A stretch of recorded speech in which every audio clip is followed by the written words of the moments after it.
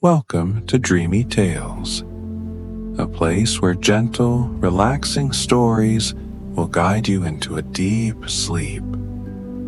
On this channel, we'll be sharing soothing stories to help you unwind and forget the worries of the day.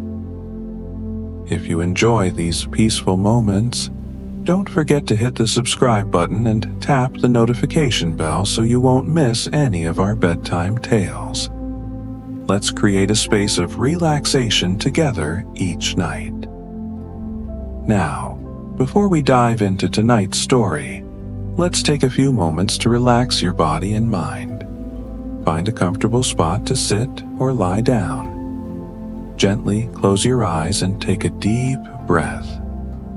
Inhale slowly, feeling the fresh air filling your lungs, and slowly exhale, letting the tension in your body gradually melt away. Repeat this 3 more times.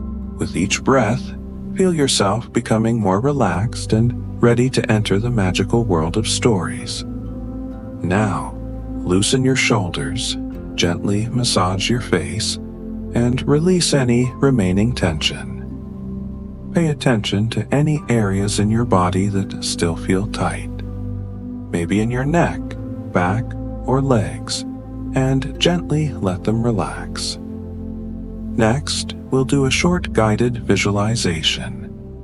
Imagine yourself in a beautiful garden under the night sky, with the soft moonlight shining down. You can hear the rustling of leaves in the breeze, the sound of water flowing gently in the distance.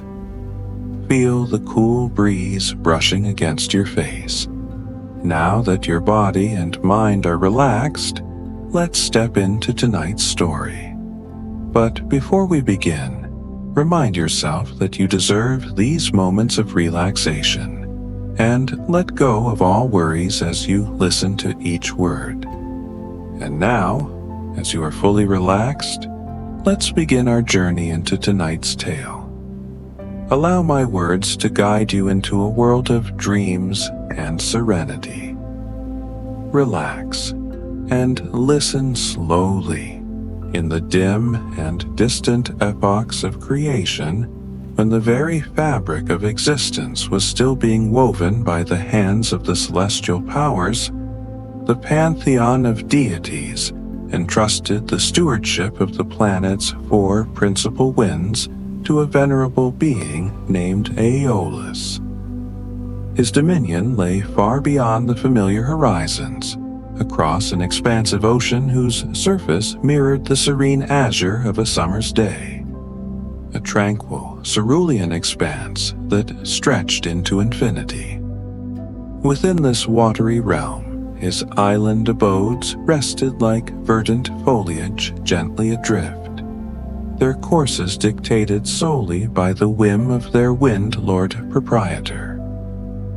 Aeolus was blessed with a daughter of surpassing beauty, whom he named Halcyone. Her grace and charm were whispered among the nymphs and the sea spirits, her laughter said to echo the gentle murmur of the waves against the sandy shores of her island home. Meanwhile, in a realm far removed from the breezy isles of Aeolus, the primordial titans who governed the ethereal realms of twilight and dawn brought forth a radiant celestial entity, the very first star to pierce the pre-dawn sky. As time unfurled, this luminous being, known as Phosphoros, found his heart drawn to the captivating princess of a land called Thrace. This kingdom, now lost to the relentless tides of time, once graced the sapphire littoral of the Maliac Gulf, its shores kissed by the gentle embrace of the Aegean Sea. Their union was a joyous occasion, celebrated by both the terrestrial and celestial realms, and from their love sprung a son named Ceyx. He matured into a young man of remarkable comeliness and a spirit of profound gentleness. his demeanor as calming as the twilight from which his father emerged. Given the natural affinity between the rising and setting of the sun and the stirring of the winds, Aeolus, the keeper of the breezes, inevitably came to know the Titans and their radiant offspring. It was through this cosmic connection that their respective children, Ceyx and Halcyone, found their paths converging one fateful evening as they strolled along the twilit beaches of Thrace, the sand cool beneath their feet and the air alive with the promise of romance.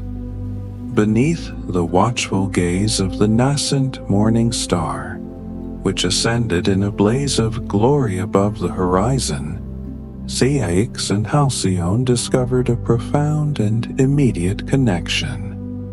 Their hearts intertwined as surely as the tendrils of ivy around an ancient oak, and their love blossomed with the swiftness and vibrancy of a spring bloom. Their subsequent marriage was a testament to the depth of their affection, a union celebrated with joyous festivities that echoed through the valleys and across the seas. From the very instant their lips first met in a tender kiss, Ceyx began to emanate a soft, ethereal glow, a reflection of his mother's radiant essence and an undeniable manifestation of their genuine and unwavering love. His presence became a beacon of warmth and affection, a living testament to the power of their bond. However, even those touched by the magic of winds and stars are not exempt from the intricate designs spun by the enigmatic fates. These three ancient sisters, cloaked in the mists of destiny, reside at the very edge of the world, their tireless hands perpetually weaving the threads of mortal lives. With unseen fingers, they manipulate the chords that dictate our journeys, their decisions shaping the tapestry of our futures, determining the joys and sorrows that lie ahead. In their inscrutable wisdom, the fates plucked a thread that would irrevocably alter the course of our protagonists' lives, steering them towards a destiny that lay far beyond the realm of their wildest imaginings. A path fraught with both heartache and eventual transcendence. Ceyx possessed a brother, and ancient chronicles hint at a sorrowful event that befell him, though the precise nature of this tragedy remains shrouded in the mists of time and conjecture. Did he, too, succumb to the allure of the Windkeeper's captivating daughter, his heart yearning for her affections? Or perhaps he was consumed by a desire to rival his brother's newfound radiance, a yearning to bask in a similar celestial glow. The annals of history offer no definitive answer, leaving us to ponder the possibilities. All that is known with certainty is that one day, driven by an unknown impetus, he departed from his familial abode and embarked on a solitary ascent up the slopes of Mount Parnassus, the sacred sanctuary of Apollo, the radiant god of music, prophecy, and the life-giving sun. As the brother of Ceyx finally reached the summit, his foot faltered, and he tumbled forward, the precipice yawning beneath him. Yet, instead of the harsh impact of stone, he felt a gentle caress of air against his fingertips, an almost ethereal sensation as if he were gliding rather than plummeting. And then, a miraculous transformation occurred. He felt the burgeoning of nascent wings, catching the buoyant thermal currents that danced around the mountaintop. With powerful flaps, These newly formed appendages lifted him high above the jagged rocks, carrying him away from certain doom. His salvation was a direct intervention from the mighty Apollo himself, the benevolent deity who held dominion over the sacred mountain. Witnessing this extraordinary event, Apollo, in his boundless compassion, took a pity on the fallen man and transmuted him into a magnificent hawk, a creature of the skies, embodying freedom and keen-sightedness. As the elongated golden feathers of his newly acquired wings embraced the wind, the brother ascended effortlessly into the heavens, soaring over the azure expanse of the horizon. He spent the remainder of his days gracefully riding the warm updrafts that perpetually swirled around the majestic Mount Olympus, the dwelling place of the gods.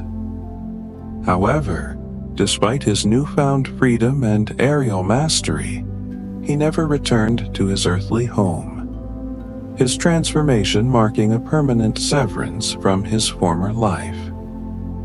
This inexplicable change in his brother's existence cast a pall over Yes's usually bright spirit.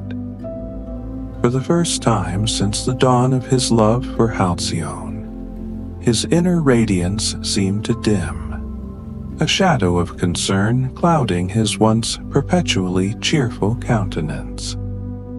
Halcyone, deeply attuned to her husband's emotional state, observed the lines of worry etching themselves upon his brow.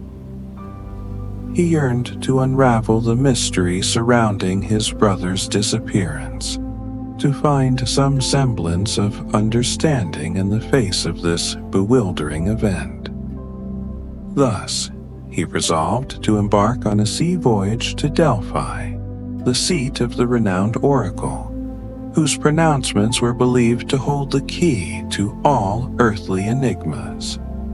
If anyone could shed light on the perplexing circumstances, it would surely be she, the conduit to divine wisdom. Yet, the threads of fate are often woven with complexities that lie beyond the grasp of mortal comprehension. This world, while filled with the harmonious melodies of existence, is also imbued with profound mysteries that defy easy explanation.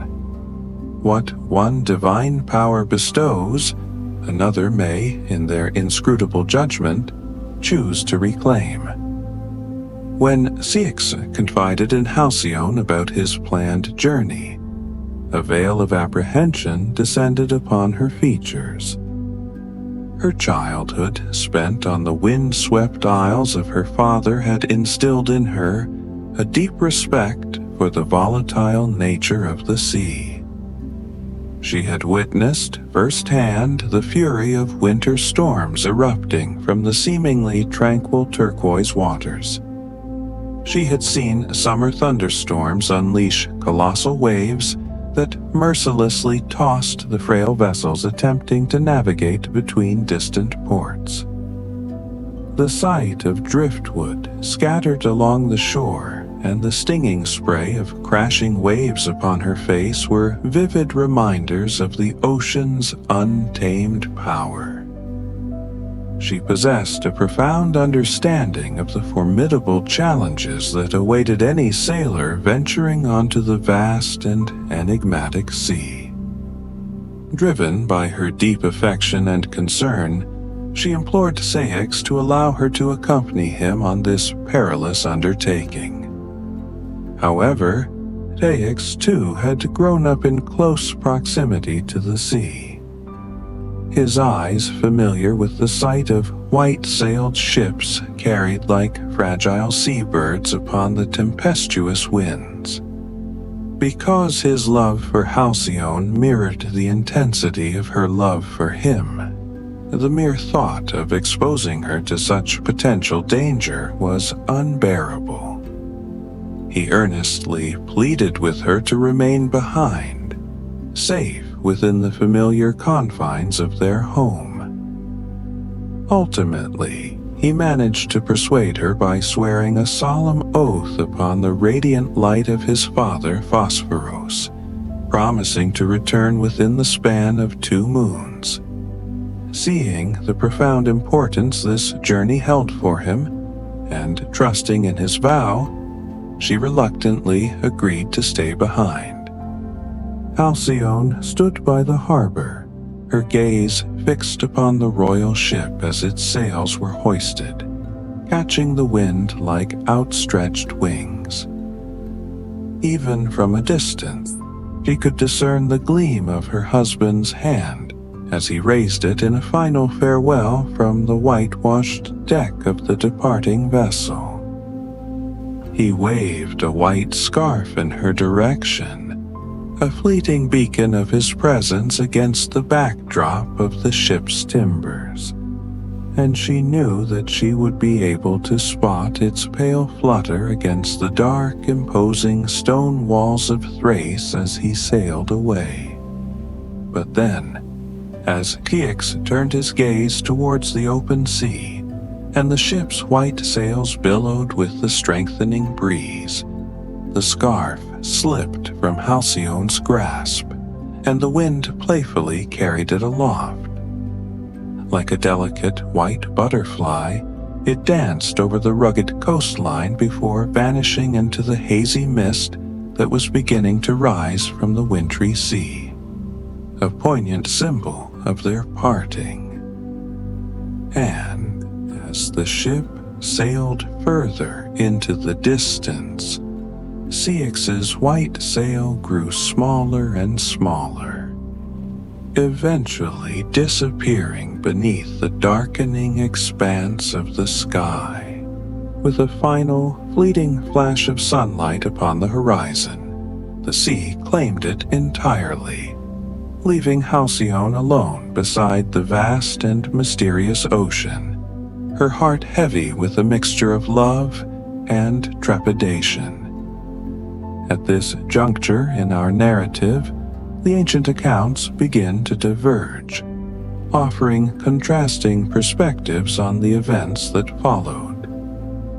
Some tellings suggested that Halcyone, basking in the warmth of her marital bliss, made the imprudent boast of having a husband who surpassed even the mighty Hera, the queen of the gods, in his virtues and affections. These versions claim that this act of hubris incurred divine wrath, leading the couple to face the harsh consequences of their perceived arrogance. However, other, more compassionate sources present a gentler portrayal of our heroine. Their narrative is not one of punishment, but rather of enduring love and ultimate transformation, as the unfolding events will soon reveal.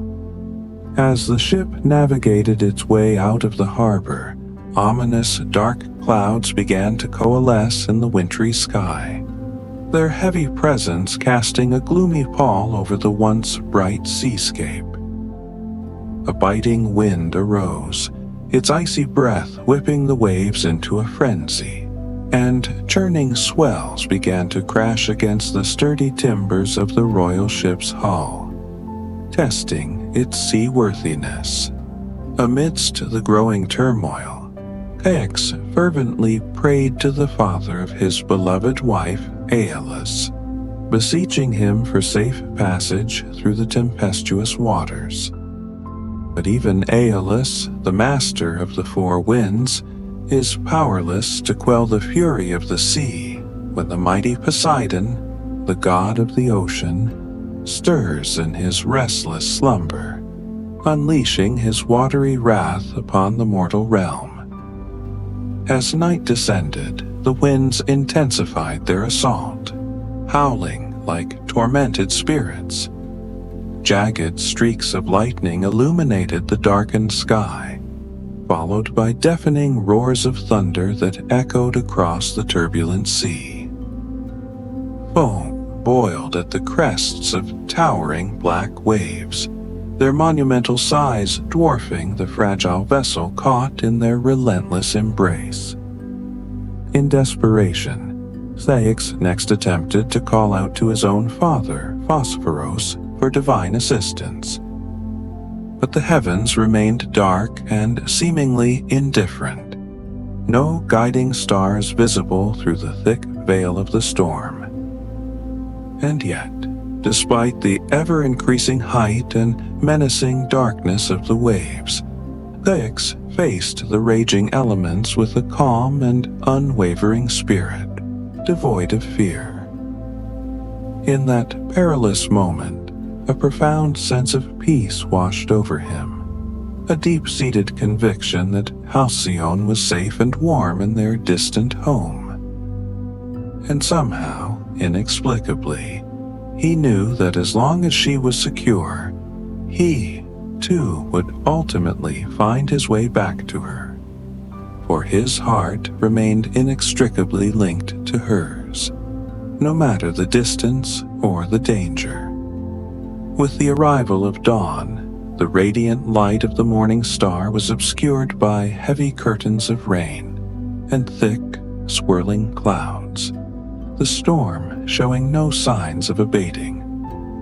To while away the agonizing hours of her husband's absence, Halcyone sat at her loom, her skilled fingers diligently weaving a matching cloak and gown, a tangible expression of her love and anticipation for Kiex's return. From time to time, she would pause her work, rise, and drift to the window, her gaze scanning the wintry sea with hopeful longing. She yearned to catch the distant flash of a white sail against the gray horizon, or the faint gleam of her husband standing proudly at the prow of his ship, his figure illuminated by the soft light of the morning star. But no ship appeared on the churning waters. Day after day, all that met her anxious gaze were the empty, white clouds scudding across the pale sky, their reflections mirrored in the still, gray surface of the sea during the brief lulls in the storm.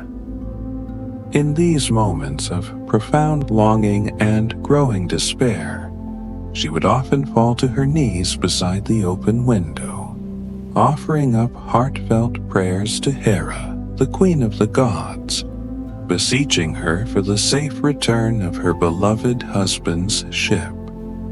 Seated upon her majestic throne, adorned with peacock feathers on the lofty Mount Olympus, Hera heard the earnest pleas of the devoted Halcyone. The goddess, known for her compassion towards those who suffered from the vagaries of fate and the pangs of separation, was deeply moved by the plight of poor Halcyone, whose husband had failed to return within the promised time.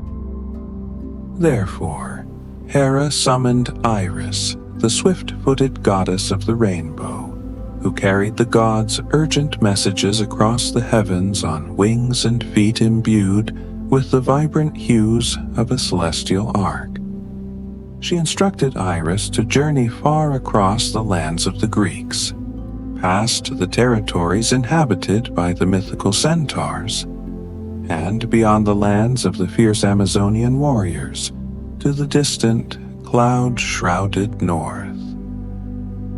There, in a realm where the sun's golden rays never penetrated, and all was perpetually enveloped in mist and darkness, lay the silent halls of Hypnos, the king of sleep. Beneath a magnificent gold pavilion, amidst a paradisiacal garden overflowing with crimson poppy flowers, she would find him, this son of the Titans, the embodiment of night and darkness, drowsing peacefully on a luxurious golden couch, wrapped in shimmering golden silken sheets. Having delivered her instructions to Iris, the goddess of the rainbow swiftly departed on her celestial mission. She soared through the inky blackness of the night, her tireless wings carrying her with incredible speed. When the intoxicating fragrance of scarlet poppy flowers finally caused her unwavering wings to feel heavy with fatigue, she knew she had reached her destination. She gently descended into the hushed courtyards where Hypnos, the sovereign of slumber, resided with his quiet progeny. Upon her arrival, Hypnos stirred from his peaceful repose. He stretched languidly, let out a soft yawn, and offered a gentle smile from beneath his silken covers, recounting a particularly pleasant dream that had just graced his slumber. He inquired as to the reason for her long journey, noting her apparent weariness. Iris offered respectful greetings and praise from Hera, the queen of the gods, and skillfully flattered him, referring to him as the soother of all earthly harms, the most beloved of the Titan's children. Yawning softly from the pervasive sweet aroma of the poppy blossoms, she requested that he dispatch his son, Morpheus, the Lord of Dreams, to deliver news of her husband's fate to the grieving Halcyone, so that she might at least find some solace and tranquility in knowing the truth, whatever it might be. Hypnos, ever willing to ease the burdens of mortals, readily agreed to undertake this task. He thanked the weary Iris for her arduous journey and graciously invited her to rest for as long as she needed, beside the gently flowing fountains of golden wine that adorned the warm stones of his palace courtyard, their surfaces as soft and comforting as the finest feather bed. And so, after many long hours of travel, the exhausted goddess gratefully accepted his offer, wrapping herself in the silken sheets and finding peaceful rest among the vibrant poppy blossoms until she felt fully restored. As Iris slept soundly, Hypnos summoned forth his son, Morpheus, the master of dreams. He instructed him to carry a message to the sleeping Halcyone, who tossed and turned restlessly in the bed of her seaside home, her heart heavy with worry and longing. And so, Morpheus, the Lord of Dreams, embarked from the shadowy realm of slumber on silent wings, entering the subconscious mind of our sleeping heroine as she dozed fitfully beside her abandoned loom, her weaving unfinished, testament to her distracted state. Halcyone, he murmured in a voice as gentle as a summer breeze. In her dream, Halcyone looked up to see that Morpheus had assumed the familiar form of her vanished husband, Ceyx. He knelt beside her with eyes filled with sorrow and kindness, reaching out to take her hand in a gesture of comfort and reassurance. In a low and tender voice, he revealed to her the truth of what had befallen Ceyx, recounting the tragic shipwreck and his final moments. She murmured her thanks for his gentle delivery of the painful news, acknowledging the kindness in knowing the truth at last, and being released from the torment of fear and uncertainty. In the soft light of the dream, he gently requested that she don her mourning attire and meet him by the wintry shore at the break of dawn. With these words, Morpheus began to fade from her dreamscape, his form dissolving into the ethereal mist. She called out for him to wait, desperate for more time, but he was already gone, leaving her to awaken with the heavy weight of his message. Now we arrive at the culminating act of our tale, the extraordinary event that transcends the boundaries of the ordinary. When Halcyone awoke before the first light of dawn, she did not succumb to tears. A profound sense of calm had settled over her, a quiet acceptance of the fate that had been revealed. Silently and with unwavering resolve, she donned her morning gown of deepest blue, the color of a twilight sky, and informed the ladies of her household of the dream and the message delivered by the Lord of Dreams.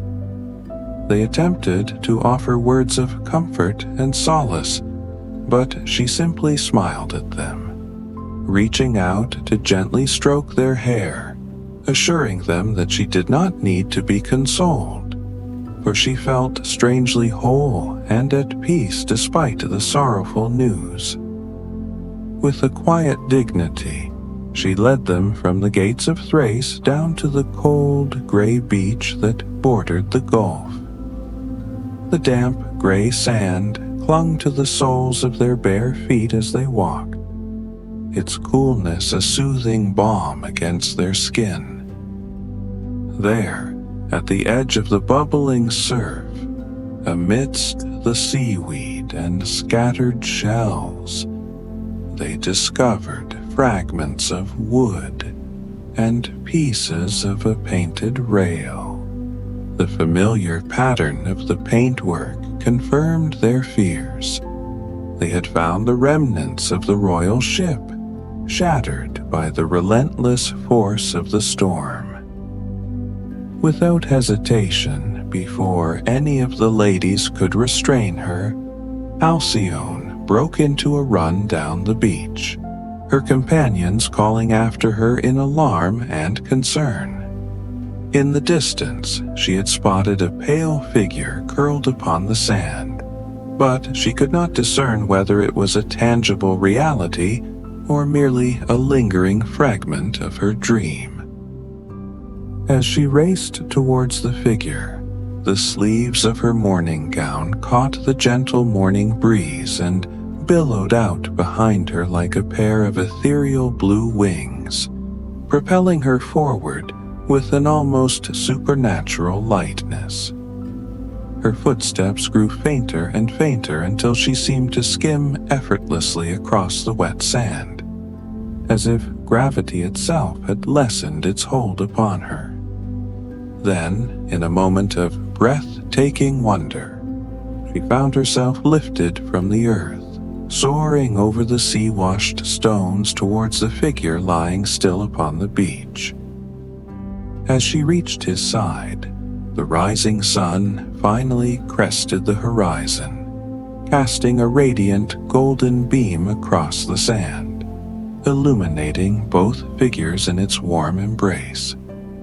As the sunlight touched him, the figure stirred, and Halcyone recognized the face of her beloved Ceyx, who seemed to awaken from a deep slumber. At the same instant, miraculous transformation began to take hold of her as well, her earthly form shifting and changing as she rose to meet him in the air. The ladies of the palace watched in stunned amazement as they witnessed the divine intervention unfold before their very eyes.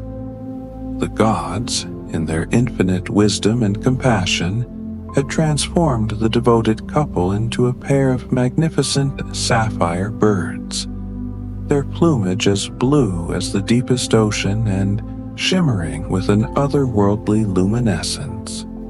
They were kingfishers, majestic in their newfound forms, their vibrant colors mirroring the hues of the western sea where Halcyone, the daughter of the Wind Keeper, had first drawn breath. As the women gazed in awe, the reunited couple danced together in the golden rays of the rising sun, their joyous flight a testament to their enduring love, before vanishing as a single entity across the blue-gold expanse of the sea. From that extraordinary day forward, kingfishes have continued to build their nests along the shores and estuaries of the Malayak Gulf, their vibrant feathers still echoing the deep blue of the western sea and the radiant gold of the rising sun. In the heart of winter, during the bird's nesting season, Iolaus, remembering his beloved daughter, calms the winds for 7 blessed days, ensuring that no storms will threaten their precious eggs. Named in honor of his daughter Halcyone, these peaceful days of tranquility are known as the Halcyone days, a time of respite from the sea's fury. And during these special times, when ships appear on the horizon, all who witness their approach know that they are safely bound for home, guided by the enduring legacy of a love that transcended even the boundaries of mortality.